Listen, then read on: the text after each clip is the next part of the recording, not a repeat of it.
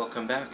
My name is Ron, and I'm here to tell you about a tactic that I learned while I was studying accounting that can dramatically help you increase your money supply month to month to month, at least in the short term. So, this tactic is actually consistently used by businesses and even self-employed people. Now, the reason you probably haven't heard of it before is because a very long time ago, they stripped a lot of the ability of individual taxpayers to pay later. So when you get your paycheck, you notice that you're paying your taxes immediately. That way, the government gets theirs first. This is by design. So, this tactic has to be used very carefully, because while it is absolutely legal, though at first you may think it's illegal, it actually makes you pay more in the long run. And let me explain that. So, a business pays taxes quarterly, so every couple months, or even annually, so every year. An individual taxpayer pays taxes on their paychecks, and this is done by submitting your W-4 forms to your employer.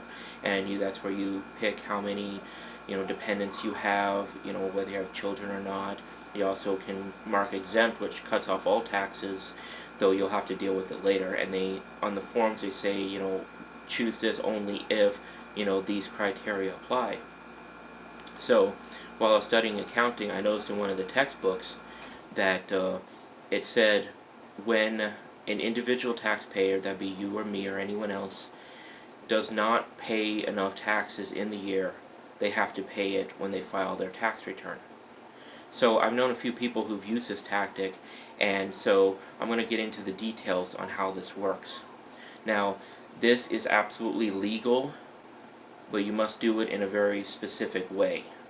So if you find yourself in a circumstance that you need a lot of more over the next couple months or even the next year, you need extra money consistently, or you just want to use this as a way to target down high interest debt, this is absolutely effective to do so.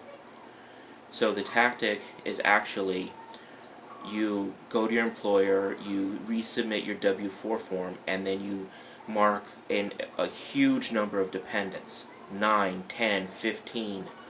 Now at first glance you may think, whoa, that's illegal. It's actually not. See, the IRS doesn't actually care how many dependents you claim. All they care about is that you pay the right amount of tax come April. That's it. So, the way this works is, you go to your employer, you submit the W-4 form, and effectively, depending on how many, how much you're getting, this can effectively cut off all federal taxes. This is not Medicare, Social Security. Those don't seem to be able to be turned off. At least I have not seen a way to do so. However, the federal tax alone can come out to about almost 10%, even a low-income earner. So, if you do this, and you have to use the money for something you must use it for. So, for instance, if you are in a bind that is only going to last a little while, you can do this and buy yourself some breathing room. So, for a low-income earner, this can equal like $150, $200 per paycheck. That's an extra $300 to $400 per month to buy yourself some breathing room. Or, if you allocate the money directly to high-interest debt, you will come out ahead. Now, I have to be very clear that I am in no way saying that you are not going to be paying taxes, or that this is a method to dodge taxes, because if you actually do attempt to completely dodge taxes, you can be in a world of trouble, and they're very ruthless when it comes to collecting. They'll seize your bank account, garnish your wages, take all your property, and in some cases they'll even throw you in jail.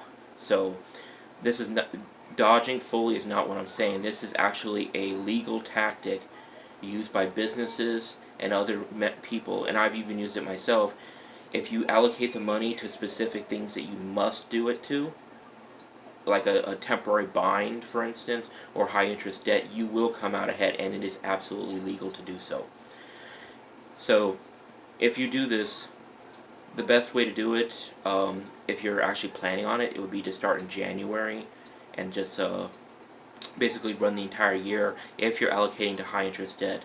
Now, The way this works is that you're going to turn off federal taxes, which is about 10% of your income, roughly. Could be a little bit more, depending on what bracket you're in. And you're going to allocate that money to something more productive. Now, you will be paying taxes again. So on your W-4 it says, you may claim 15 dependents, 20 dependents, or even just mark that exempt box. Come April, though, you have to tell the truth, meaning that when they give you the forms, you have to mark the truth. If you lie on the actual tax return itself, then you're in a world of trouble if you get caught. So don't do that. Just mark it down. They'll say you owe us X number of dollars. Now, this is where the math comes into play. In the USA, the IRS has certain percentages. So if you owe them $1,000 come April, you owe them $1,000, nothing extra, no penalties, nothing. It's basically you borrowed $1,000 at no interest, and now you have to give it back. Now anything over $1,000 you owe 3% on. Yes, 3%. Can you think of a single credit card loan other than like a subsidized student loan that would be 3%? I doubt it. I seriously doubt it.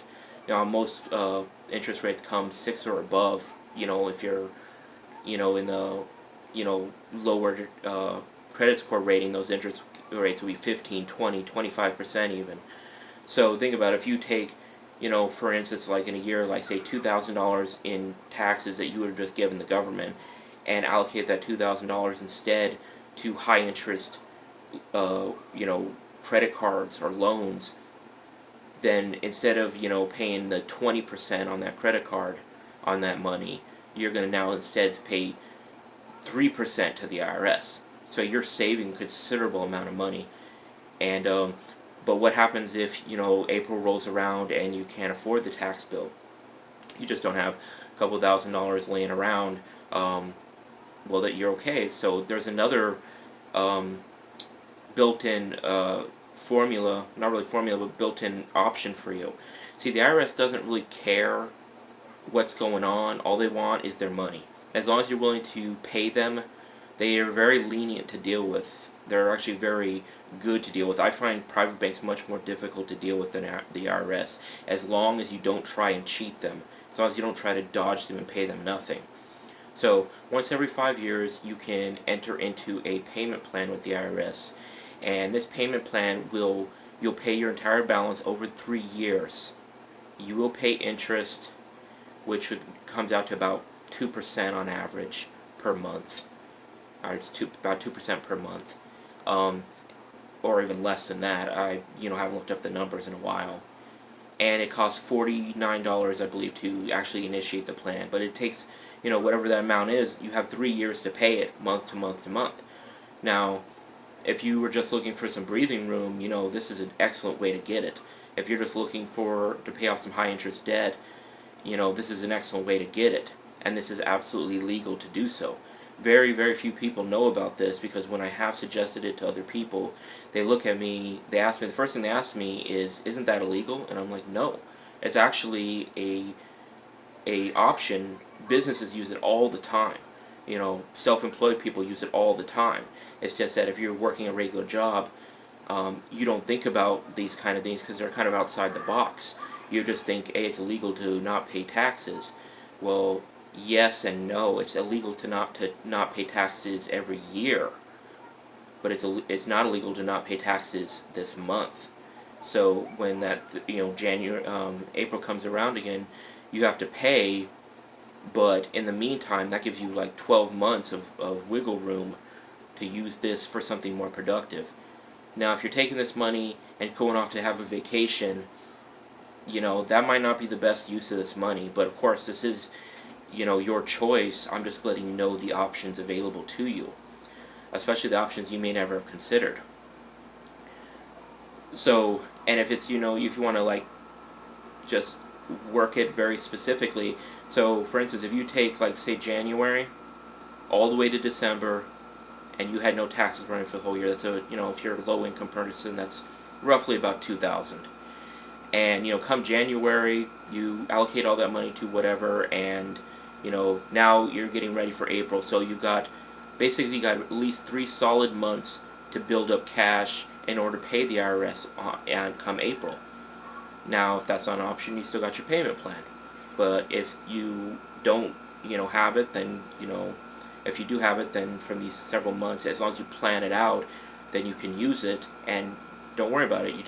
You obeyed the law completely. Nothing's going to happen. Now, what about using your tax return specifically for, paying high interest debt? Well, absolutely you can do that. However, how many people do you know that actually do? When you get that chunk of cash at the end of the year, and it could be like a couple hundred to a couple $1,000s. If you took that and used it immediately for, say, like high interest debt or something more practical, then yeah, you absolutely can do that, and you can actually save money that way, because there's no penalties attached to it, no interest rates attached to it. However, most people I know take this money and they go buy themselves something nice, which they deserve. It's their money anyway. But if you're caught in a bind, for instance, like somewhere in the year, and you need extra money for whatever reason, then you can't just call up the IRS, hey, can you give me back all that money I sent into you from my paycheck? They're not going to do that. They're going to hold on to that money. They will not give you that money back. So this is an option for you if you decide to use it. And it is legal, though very few people actually know about that. I didn't know about it until I actually was sitting in an accounting class and read it in a textbook. And I've used it myself and know for a fact it's legal, because if it wasn't legal, I wouldn't be standing here in front of you making this video right now. I'd be probably sitting in some cell somewhere because I dodge taxes, which I don't do. So, and I would never suggest you dodge them either. Delaying them is not dodging. Delaying them is an option you can use for now. And this is specific to the IRS. Some governments don't have these options, so make sure you check your local laws. You can even Google this type of stuff. Look up the law as far as where you live to see if this is even, you can even apply this kind of thing. So, if you like the content I'm giving you, go ahead and subscribe down below, hit the bell notification. I'm having daily videos come out consistently, and I'm talking about everything that has to do with what you're going through day to day. Mostly financial, though I will branch off into other topics as well, and I want to share my knowledge with you, and that way you can get that stress out of your life, push out that financial stress, have a better life, use your money more efficiently. And I'm not talking about going without, but getting your money more to work for you. You always have options, and I'm here to teach you more options for you. So if you want a specific type of video, a specific topic, just comment down below, and let me know what you would like, and I will work at getting that made for you. So you have a wonderful day.